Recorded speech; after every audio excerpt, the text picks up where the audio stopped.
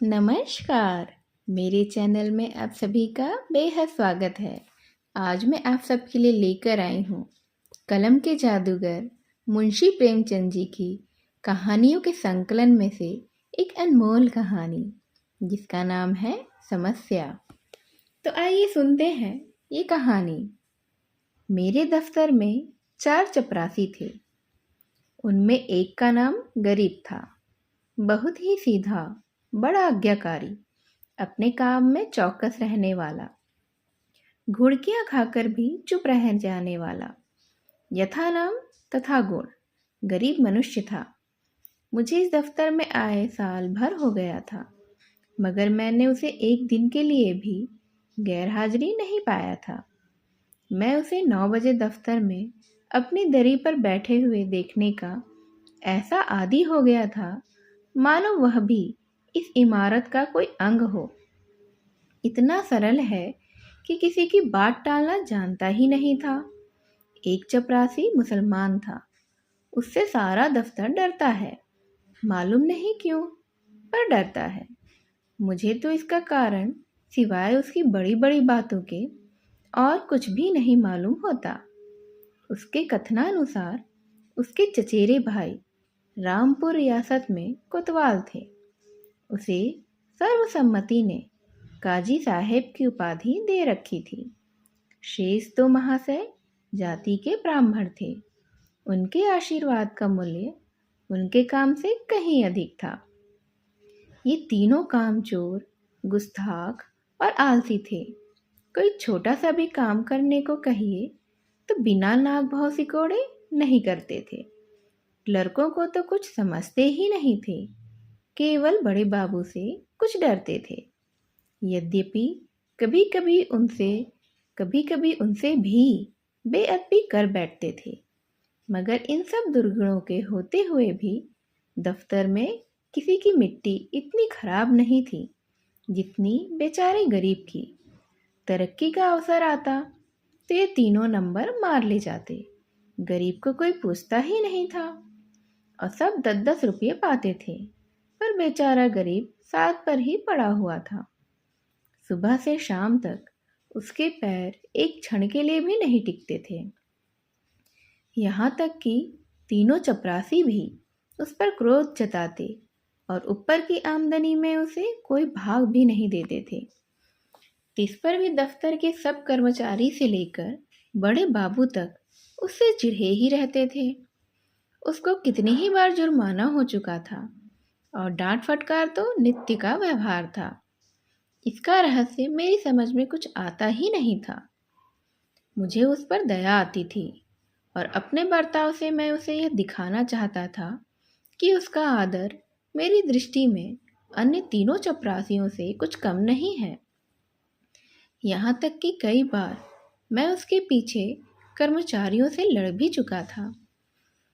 एक दिन बड़े बाबू ने गरीब से अपनी मेज साफ करने को कहा। वह तुरंत ही मेज साफ करने लगा। देवयोग से झाड़न का झटका लगा तो दवात उलट गई और रोशनाई पूरे मेज पर फैल गई। बड़े बाबू यह देखते ही अपने जामे से बाहर हो गए। उसके दोनों कान पकड़कर खूब बैठे और भारतवर्ष की सभी प्रचलित भाषाओं से दुर्वचन चुन चुन कर उसे सुनाने लगे। बेचारा गरीब आंखों में आंसू भरे चुपचाप मूर्तिवत सुनता था, मानो उसने कोई हत्या ही कर डाली हो। मुझे बड़े बाबू का जरा सा भी बात पर इतना भयंकर रौद्र रूप धारण करना बुरा मालूम हुआ। यदि किसी दूसरे चपरासी ने उससे भी बड़ा अपराध किया होता तो भी उस पर इतना कठोर वज्र प्रहार तो ना होता। मैंने अंग्रेजी में कहा, बाबू साहब, ये अन्याय कर रहे हैं। उसने जानबूझकर तो रोशनाई गिराई नहीं है। इसका इतना कड़ा दंड देना अनौचित्य की पराकाष्ठा है। बाबूजी ने नम्रता से कहा, आप इसे जानते नहीं, यह बड़ा दुष्ट है। मैं तो इसकी कोई दुष्टता नहीं देखता। आप अभी इसे जाने नहीं, यह बड़ा पाजी है। इसके घर में 2 हलों की खेती होती है, हजारों का लेन देन करता है, कई भैंसें लगती हैं। इन बातों का इसे घमंड है। घर की दशा ऐसी ही होती तो आपके यहाँ चपरासीगिरी भला क्यों करता? बड़े बाबू ने गंभीर भाव से कहा, विश्वास मानिए, बड़ा कोढ़ा आदमी है और बला का मक्खी चूस है। यदि ऐसा ही है तो भी कोई अपराध तो नहीं है। अभी आप यहाँ कुछ दिन और रहिए तो आपको मालूम हो जाएगा कि यह कितना कमीना आदमी है। एक दूसरे महाशय बोल उठे, भाई साहब, इसके घर मनो दूध होता है, मनो ज्वार चना मटर होती है, लेकिन इसकी कभी इतनी हिम्मत नहीं होती कि थोड़ा सा दफ्तर वालों को भी दे दे। यहाँ इन चीज़ों के लिए तरस तरस कर हम रह जाते हैं। तो फिर क्यों ना जी जले, और ये सब कुछ इसी नौकरी की बदौलत हुआ है, नहीं तो पहले इसके घर में भुनी भांग तक न थी। बड़े बाबू सकुचा कर बोले, यह कोई बात नहीं, उसकी चीज़ है, चाहे किसी को दे या ना दे। मैं इसका मर्म कुछ कुछ समझ चुका था और मैं सोच भी रहा था कि ये सब ये क्या कह रहे हैं। फिर मैं बोला, यदि ऐसे तुच्छ हृदय का आदमी है तो वास्तव में पशु ही है। मैं तो यह नहीं जानता था। अब बड़े बाबू भी खुले, थोड़ा संकोच दूर हुआ। बोले, इन बातों से उबार तो होता नहीं है, केवल देने वाले की सहृदयता प्रकट होती है और आशा भी उसी से की जाती है जो इस योग्य है। जिसमें कुछ सामर्थ्य ही नहीं, उससे तो कोई आशा की भी नहीं जाती। नंगे से कोई क्या ही ले लेगा। रहस्य खुल गया। बड़े बाबू ने सरल भाव से सारी अवस्था दर्शा दी। समृद्धि के शत्रु सब होते हैं, छोटे ही नहीं बड़े भी होते हैं। हमारी ससुराल या ननिहाल दरिद्र हो तो हम उससे कोई आशा नहीं रखते हैं, कदाचित हम उसे भूल जाते हैं, किंतु वे सामर्थ्यवान होकर हमें न पूछें, हमारे यहाँ तीज और चौथ न भेजें तो हमारे कलेजे पर सांप लौटने लगता है। हम अपने किसी निर्धन मित्र के पास जाएं तो उसके एक बड़े पान ही पर संतुष्ट हो जाते हैं, पर ऐसा कौन मनुष्य है जो किसी धनी मित्र के घर से बिना जलपान किए हुए लौटे और सदा के लिए उसका तिरस्कार न करने लगे। सुदामा कृष्ण के घर से यदि निराश लौटते तो कदाचित वे उनके शिशुपाल और जरासंध से भी बड़े शत्रु हो जाते। कई दिन पीछे मैंने गरीब से पूछा, क्यों जी, तुम्हारे घर कुछ खेती बाड़ी होती है? गरीब ने बेहद दीन भाव से कहा, हाँ सरकार, होती है। आपके 2 गुलाम हैं, वही करते हैं। मैंने पूछा, गाय भैंसे लगती हैं? हाँ हुजूर, 2 भैंसें लगती हैं। गाय अभी गाभिन है। आप लोगों की दया से पेट की रोटियां तो चल जाती हैं। दफ्तर के बाबू लोगों को भी कभी कुछ खातिर करते हो क्या? गरीब ने दीनतापूर्ण आश्चर्य से कहा, हुजूर, मैं सरकार लोगों की क्या खातिर कर सकता हूँ? खेती में जौ चना मक्का ज्वार घास पात के सिवा और क्या होता है? आप लोग तो राजा हैं, ये मोटी छोटी चीजें किस मुंह से आपको भेंट करूं? जी डरता है कि कहीं कोई डांट न बैठे कि टके से आदमी की इतनी मजाल। इसी मारे बाबूजी कभी हियाव नहीं पड़ता, नहीं तो दूध दही की कौन भी साथ थी। मुंह के लायक बीड़ा तो होना चाहिए। भला एक दिन कुछ लाके दे दो। देखो लोग क्या कहते हैं, शहर में ये चीजें कहाँ मुयस्सर होती हैं। इन लोगों का जी भी तो कभी कभी मोटी छोटी चीजों पर चला करता है। जो सरकार कोई कुछ कहे तो कहीं साहब से शिकायत कर दे तो मैं तो कहीं का नहीं रहूंगा। इसका मेरा जिम्मा है। तुम्हें कोई कुछ नहीं कहेगा, कोई कुछ कहेगा भी तो मैं समझा दूंगा। हुजूर, आजकल तो मटर की फसल है और कोल्हू भी खड़े हो गए हैं, इसके सिवाय तो और कुछ भी नहीं है। बस तो यही चीज ले आओ। कुछ उल्टी सीधी पड़ी तो आप ही को संभालना पड़ेगा। दूसरे दिन गरीब आया तो उसके साथ 3 हष्ट-पुष्ट युवक भी थे। 2 के सिरों पर 2 टोकरियां भी थीं। उनमें मटर की फलियां भरी हुई थी। एक के सिर पर मटका था जिसमें ऊख का रस था। तीनों युवक ऊख का एक एक गट्ठा काख में दबाए हुए थे। गरीब आकर चुपके से बरामदे के सामने पेड़ के नीचे खड़ा हो गया। दफ्तर में उसे आने का साहस नहीं होता था, मानो कोई अपराधी हो वह।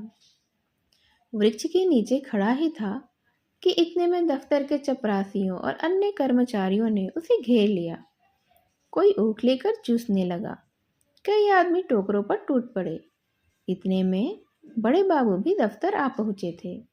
यह कौतुक देखकर उच्च स्वर से बोले, यह क्या भीड़ लगा रखी है, चलो अपना अपना काम देखो।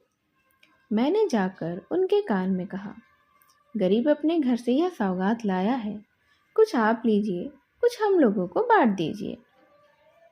बड़े बाबू ने कृत्रिम क्रोध धारण करके कहा, क्यों गरीब, तुम यह चीजें यहाँ क्यों लाए हो? अभी लौटा ले जाओ, नहीं तो मैं अभी बड़े साहब से कह दूंगा। क्या हम लोगों को मरभूख समझ लिया है? गरीब का तो रंग उड़ गया, थर थर कांपने लगा।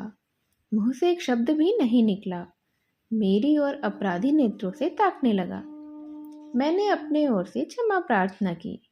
बहुत कहने सुनने पर बाबू साहब राजी हो गए।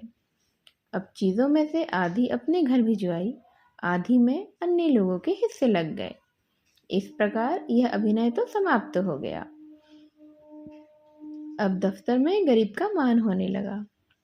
उसे नित्य घुड़कियां नहीं मिलती थी, दिन भर दौड़ना नहीं पड़ता था, कर्मचारियों के व्यंग और अपने सहवर्गियों के कटु वाक्य भी सुनने नहीं पड़ते थे। चपरासी लोग स्वयं उसका काम कर देते। उसके नाम में थोड़ा सा परिवर्तन हुआ। वह अब गरीब से गरीब दास बन गया। स्वभाव में भी कुछ तब्दीली पैदा हुई। दीनता की जगह आत्मगौरव का उद्भव हुआ। तत्परता की जगह आलस्य ने ले ली। वह अब कभी कभी देर से दफ्तर आता, कभी कभी बीमारी का बहाना करके घर भी बैठा रहता। उसके सभी अपराध क्षम्य थे। उसे अपनी प्रतिष्ठा का गुर हाथ लग गया।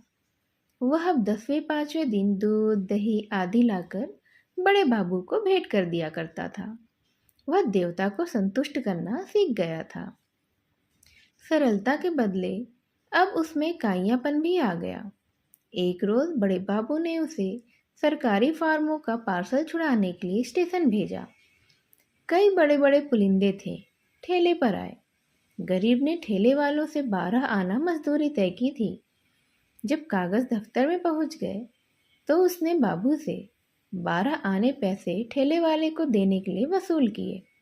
लेकिन दफ्तर से कुछ दूर पर जाकर उसकी नीयत बदल गई। अपनी दस्तूरी मांगने लगा। ठेला वाला राजी ही नहीं हुआ। इस पर गरीब ने बिगड़कर सब पैसे जेब में रख लिए और धमका कर बोला, अब एक फूटी कौड़ी भी नहीं दूंगा, जाओ जहां चाहे वहां फरियाद कर लो। देखे हमारा तुम क्या बिगाड़ लेते हो।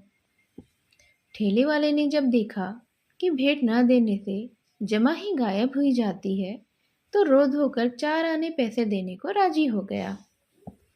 गरीब ने अठन्नी उसके हवाले की और 12 आने की रसीद लिखवाकर उसके अंगूठे का निशान लगवाए और रसीद दफ्तर में दाखिल हो गई। वह कौतूहल देखकर तो मैं दंग रह गया। यह वही गरीब है जो कई महीने पहले सत्यता और दीनता की मूर्ति था, जिसे कभी अन्य चपरासियों से भी अपने हिस्से की रकम मांगने का साहस ही नहीं होता था। दूसरों को खिलाना भी नहीं जानता था। खाने की तो हम जिक्र ही क्या कर पाए। मुझे यह स्वयं भावांतर देखकर अत्यंत ही खेद हुआ। इसका उत्तरदायित्व किसके सिर पर था? क्या मेरे सिर पर था? मैंने उसे धूर्तता का पहला पाठ पढ़ाया था। मेरे चित्त में प्रश्न उठा, इस काइयापन से जो दूसरों का गला दबाता है, वह भोलापन क्या बुरा था जो दूसरों का अन्याय सह लेता था? वह अशुभ मुहूर्त था जब मैंने उसे प्रतिष्ठा प्राप्ति का वह मार्ग दिखाया था, क्योंकि वास्तव में वह उसके पतन का ही भयंकर मार्ग था। मैंने बाह्य प्रतिष्ठा पर उसकी आत्म प्रतिष्ठा का बलिदान कर दिया था। यह थी कहानी समस्या, जो लिखी है मुंशी प्रेमचंद जी ने, जो आज के ज़माने में भी बिल्कुल सटीक बैठती है। कि किस तरह से कर्मचारी वर्ग बड़े कर्मचारी वर्ग के तुले रहता है और उनके रहमो करम पर ही जीता है, उनके अत्याचार भी सहता है, और फिर वही छोटा कर्मचारी अपने से छोटे लोगों पर अत्याचार करता है। मेरी इस कहानी को ध्यान से सुनने के लिए आप सभी का धन्यवाद। नमस्कार।